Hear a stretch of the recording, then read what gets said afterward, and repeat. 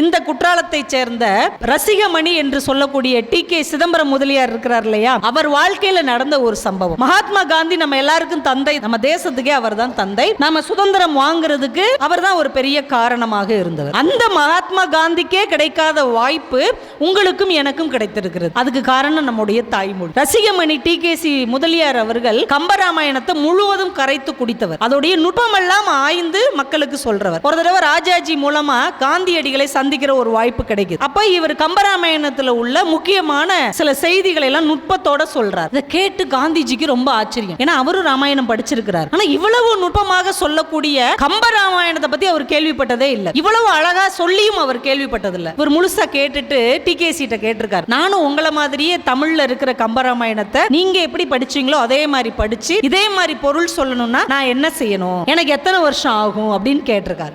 அதுக்கு இந்த ஜென்மத்துல முடியாது.